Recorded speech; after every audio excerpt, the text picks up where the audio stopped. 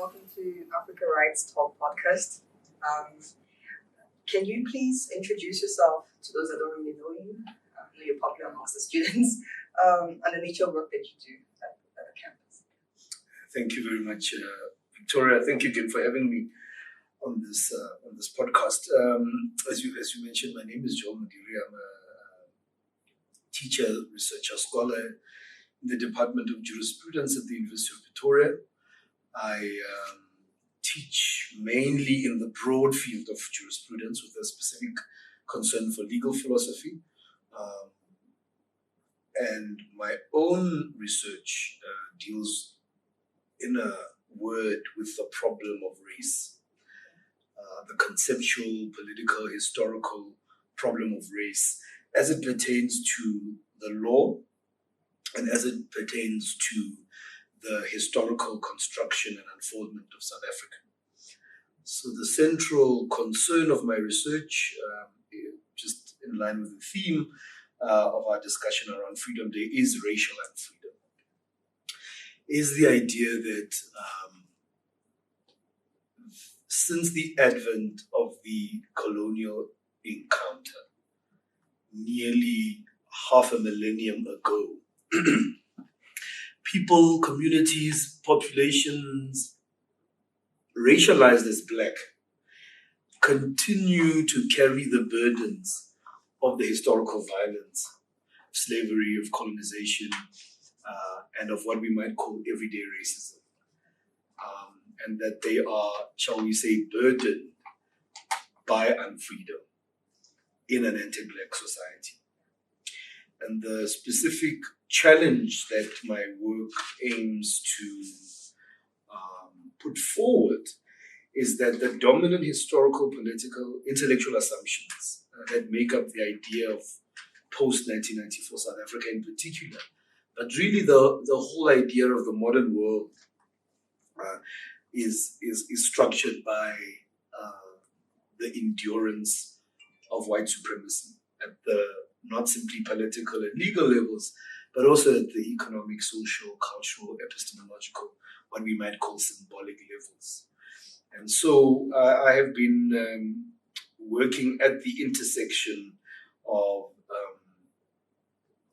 Black consciousness and critical race theory, or I've been working within the Black radical tradition more generally, in order to ask questions about how racial unfreedom, Black suffering, but also Black resistance remain problems in historical motion.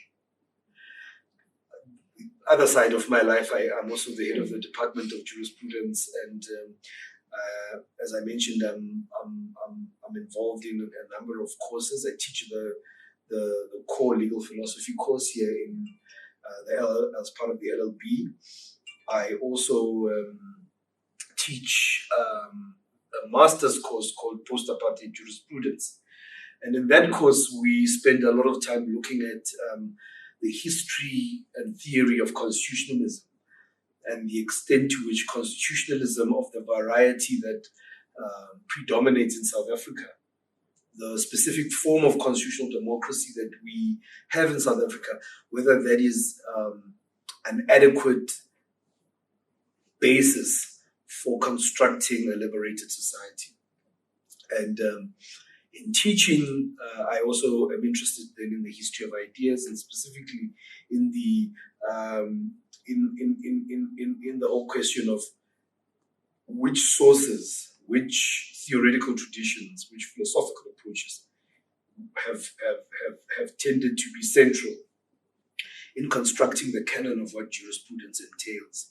And so you'll see that some of my recent research is on revisiting a intellectual political lineage that is called the Azanian tradition, which is the Africanist, Black radical, Pan-Africanist, Black consciousness tradition that for now, my focus is on, I think, three principal theoreticians: Anton Lembede, 1940s ANC Youth League; Robert Sobukwe, who starts in the ANC Youth League and breaks away from it in the formation of the Pan-Africanist Congress; and then Stephen Bantubiko, who emerges in that period in the late 60s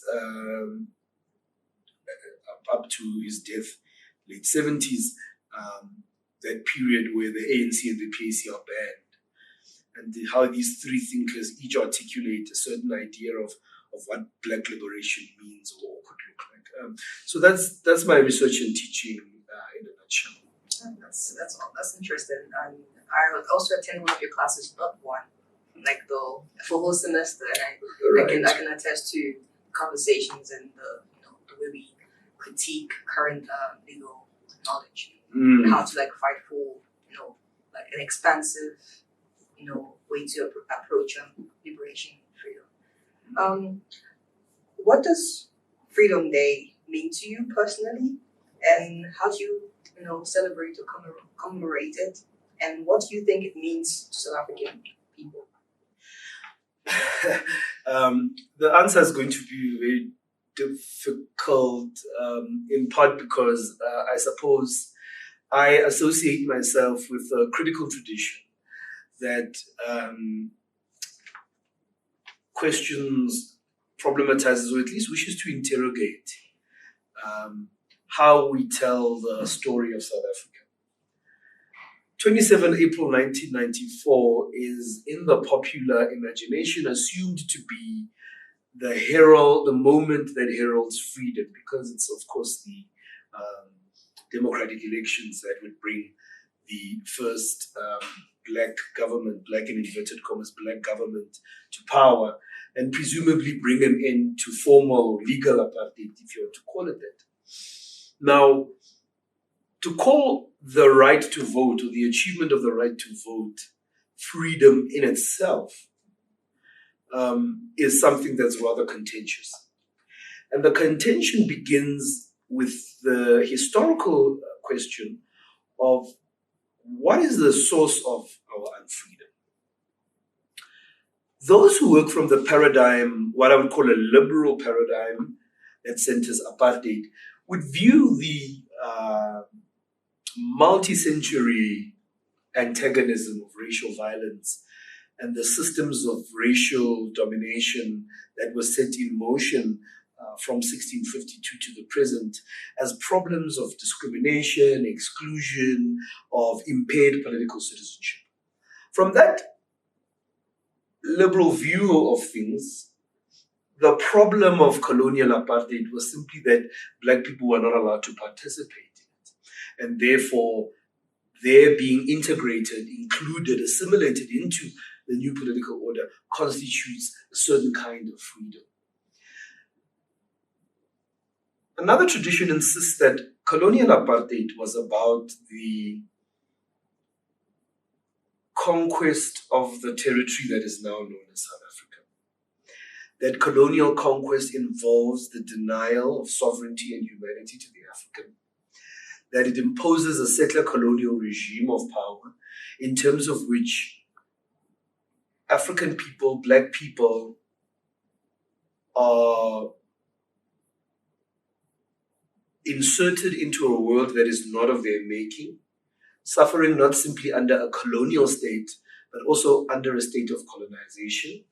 On this view, colonial apartheid is an unthinkable form of violence and terror, which has been institutionalized over a long period of time and is fundamentally concerned with the treatment of the African personality and of the black majority as outsiders, as second-class citizens, as not part of the body politic, in part because deprived of sovereignty, deprived of humanity, and deprived of the conditions, economic, social, cultural, epistemological conditions necessary for true self-determination and true self-knowledge. On that view, the mere right to vote simply constitutes consent to a continuing inhumane social order. Rather, liberation here would have to be a thoroughgoing and fundamental remaking of the place that we know as South Africa. And that will involve, among other things, restoration and restitution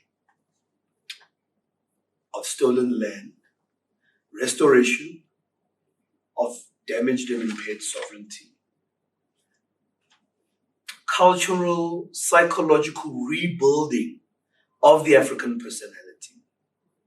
Rejection of white supremacy as not only a political principle, but as a substantive material reality.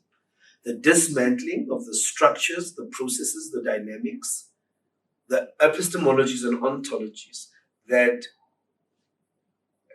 produce, generate, create our current situation of fundamental racial inequality and racial domination in the country. What that means, therefore, is that what we call Freedom Day is at best, like in the United States, a kind of civil rights day or a voting rights day, which doesn't actually answer the full weight of the problem of racial unfreedom as it had been set in motion through colonial apartheid to the present.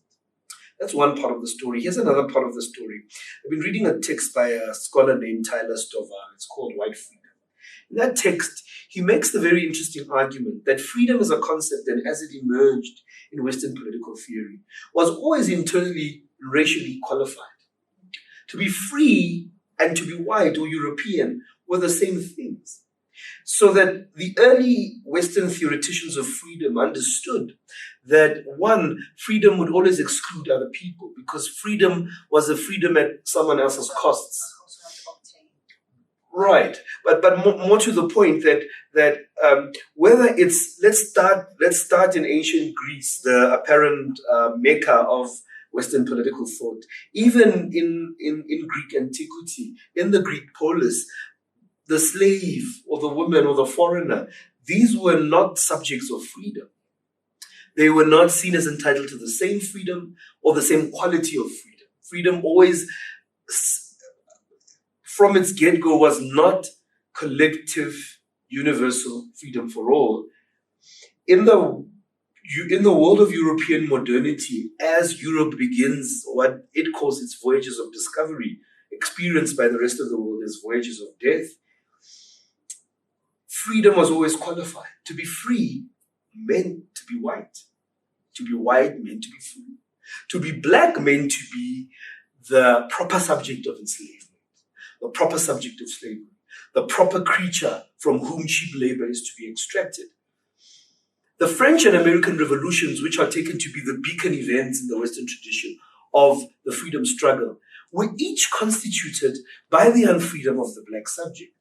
Let's forget for the French Revolution, of course, that what that revolution really was about the rise of bourgeois power, was about the rise of a European economic class that would take over from the nobilities and the monarchies, which were to then be brought down in the revolution. The American Revolution involved the desire to break from Britain by the American colonists in order to enforce the system of racial slavery. Tyler Stovall, in other words, is making the point that we are yet to experience and know a form of freedom that is for everybody. So within freedom already is a certain history of racial violence and racial exclusion, which I think is interesting. So what does Freedom Day mean to me? Freedom Day is to me one of the signal events in the post-apartheid calendar where the narrative, the national mythology of the post-apartheid is generally perpetuated. And I side with social movements that argue that, in fact, 27 April 1994 is Unfreedom Day, is an opportunity, a day and date of reflection to ask what is required to continue the struggle for liberation, the struggle for true, genuine, lasting liberation for the black majority in this country, breaking with economic, spiritual, social bondage that had been imposed on them and their ancestors over the long period of the colonial encounter. For South Africans, it's a public holiday and nobody would dispute that, but I think it's a day on which we should pause the celebration and mourn the fact that we are still not yet free. What are your thoughts on the role of education in promoting freedom, equality, and human rights in South Africa? I'm generally not, I wouldn't call myself, and I don't experience myself as an optimist. But one of the things that does make me optimistic, one of the things that I hold out for the idea that we could enrich democratic cultures in this country, for the fact that we can energize people to continue the struggle for justice and against inequality and against domination, is education. I see education primarily, and I'm going to talk about higher education, what we do here, as an opportunity to cultivate a care for humanity, a deep commitment to deep social transformation, deep political change, deep liberation. I see education as the place where our students can be drawn in to imagine what a free society looks like, how they can respond to the challenges of the world. We know that racial unfreedom is entangled with gendered violence, sexual violence, and discrimination. It's tied with the ecological disaster that now threatens the very survival and habitability of the planet. We know that there are places in the world where African people, migrants, refugees of all kinds, are treated in the most inhumane and violent ways. We know that there's the rise of a right-wing white nationalism across the Euro-American world, and that there are some South African iterations of it too, with organizations like AfriForum, Solidarity, Institute for Race Relations, playing this right-wing politics. We know that hunger and poverty and death and violence against Black people in the United States, these problems are all bound up together, and that it is in the classroom, in studying the history of ideas, history of particular figures who have struggled, in understanding how the world has come to be, and what the future might look like, that we could imagine and theorize and project new possibilities for the survival of the planet and for a more just, liberated, and lasting peace and justice in the world. And so for that reason, I see education as playing the critical role. And I'm not just talking formal education. I would like to live in a society of people who are literate, who are thoughtful, who are critical about power and justice, who care for the world, for the environment, for the non-human world, who wish to make this a livable world. That's not just about the economists and the engineers and the scientists. It's also the poets and the singers and the writers. What it means to really love the world. Many philosophers of the Western tradition talk about worldliness, but of course, their concept of world is one that is sutured with violence, imbricated in the violence of the modern world.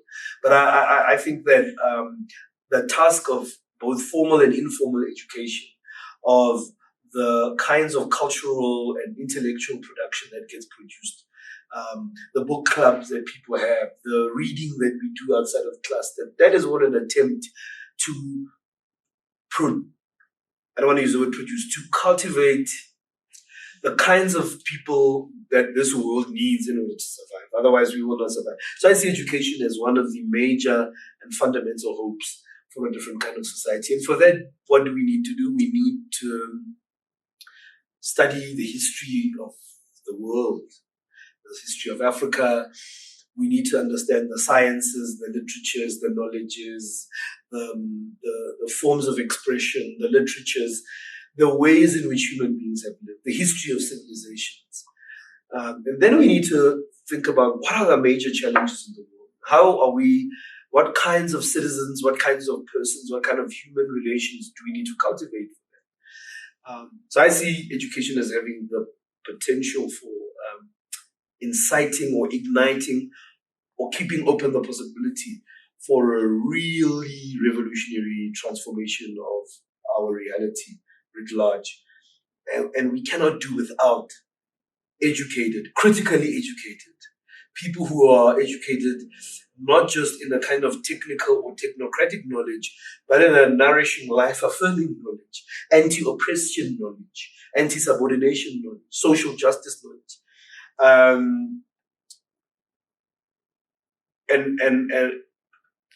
And I am worried that educational institutions, educational practices, or pedagogical practices more generally are being overcrowded by the noise of mass media and the nihilism of the present world. But it is education where revolutionary possibility, I think, can be animated. And so I think that's an important... How do you think we need to balance history and the need to, people say, move on and build the future, or work on the present and build the future? How do you think we need to balance? The idea of moving on in South Africa is a violent, but also at this stage thoroughly untenable position. We do not even yet fully apprehend our history. The conditions, the sources that have constructed the world and South Africa the way it is, the economic histories, the social histories. Let's not even talk about the pre-colonial histories, the knowledge of freedom of the world before. We can barely remember life in the 60s and 70s and the repressive environment that had been created there, and the struggles of our parents and grandparents to make a life in the midst of these dehumanizing conditions. So the idea of moving on is untenable. We need to be continuously and deeply historically conscious people. We need to be literate in our own histories. We need to be literate in the histories of the world. We need to be literate in the histories of our historical oppressors in order to think about what a future might look like. I've never been persuaded that we need to invent entirely a different projection or project for the future. I think some of the lessons lie in what we call the past. I think some of these lessons lie in, there are a lot of things now that people call new, like the rise of alternative dispute resolution as opposed to the excessive litigiousness of our present society. Those are the kinds of modes and methods that many pre-colonial societies operated. So we don't even know our names, to use that metaphor. We don't, our apprehension of our historical being, most average South Africans do not know their history beyond 2 or 3 generations prior. So we're not even at the point of talking about moving on. But secondly, I don't see history as a kind of prison of the past. I see history as an ongoing accumulation of experience, of the human experience. It's not a dead past when we talk about history. It's a living, ongoing past. And we are struggling to make sense of ourselves, to reconcile ourselves, or to be in good relation, in right relationship with that history and with that past. I do think we need to learn from the past, not just in the romantic sense. We need to understand how have different struggles for liberation, different struggles for revolution, how have they failed? That's also another important thing. We can't just talk about our heroes. In other words, you can't just think of histories of revolution and history of struggle in heroic terms. We also need to think about them in tragic terms. We have, in other words, to not belabor the point, we have not plumbed the depths of what it means to be historically imaginative people. So there is no moving on. There's an African proverb that, in my language is "Molato awuboni, qala aliboli," which simply means that a death or an injury or an atrocity cannot be extinguished or forgotten until it is materially resolved among the living generations as they come into right relationships with the generations that have passed and those which are yet to come. So we need to be historically imaginative, not concerned with moving on. We must know who we are, where we come from, what we have lost before we even think about a notion of forgetting. We have to face the historical ordeal that it is. So history for me is not the past, it's the living present. And so for that reason, I don't think we can talk about commemorating Freedom Day without thinking about the histories of our freedom. And again, Freedom Day tells a particular story of South African freedom, which, if we are well versed in the literature, we will challenge quite enormously. One of my colleagues, Dr. Ndumiso Dladla, talks about this concept of historical power. And he says that at the core of colonial violence is the deprivation of Black people's historical power and the usurpation by our historical oppressors of historical power. And what is historical power? It's two things. It's the power that a dominant group accumulates through time and history. I suppose you can also call it generational power. It's social cultural power. It's that whole weight of historical power. But then it's also power over history writing itself. It's also the question of who controls the narratives. And as you know, several African writers and thinkers have been concerned not with the history of the hunter, but with the history of the lion. And we have yet to even enter this contention over the terms of historical power, which are currently still wielded by the historically dominant members of our society.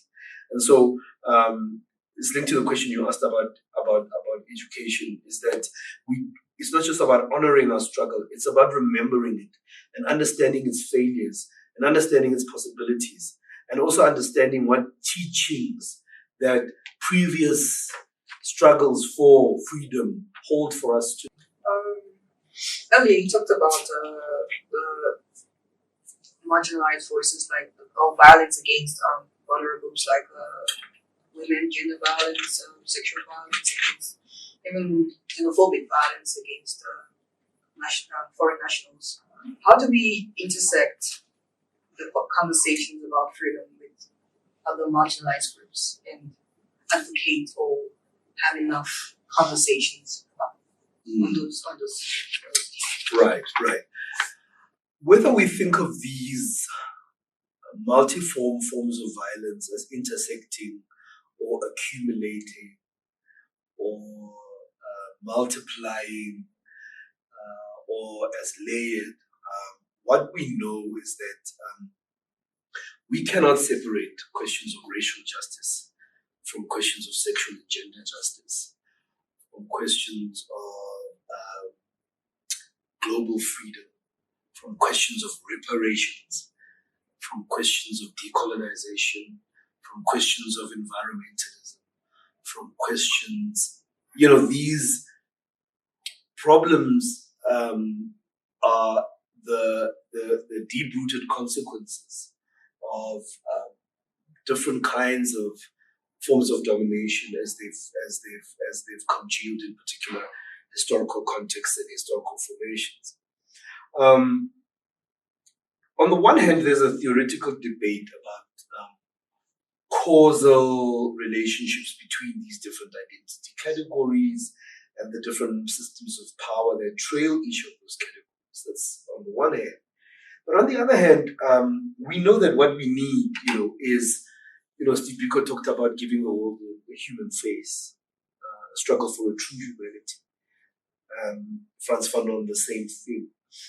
Thinkers like Sylvia Wynter talk about this. The ceremony must be found. We need to reclaim a new experience of being human.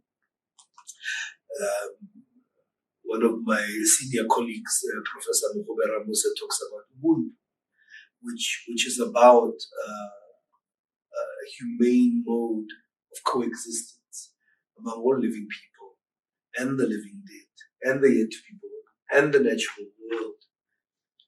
So we need to apprehend these problems as connected.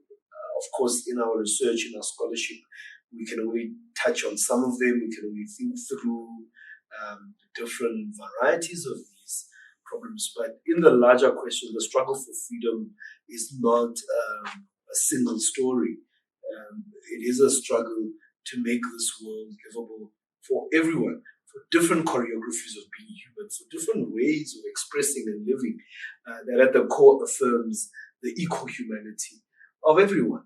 And so you've mentioned intersectionality, and that's a very important tool developed by Black women scholars to try and articulate these kinds of multiple forces of discrimination, multiple forces of oppression and domination, and how they function.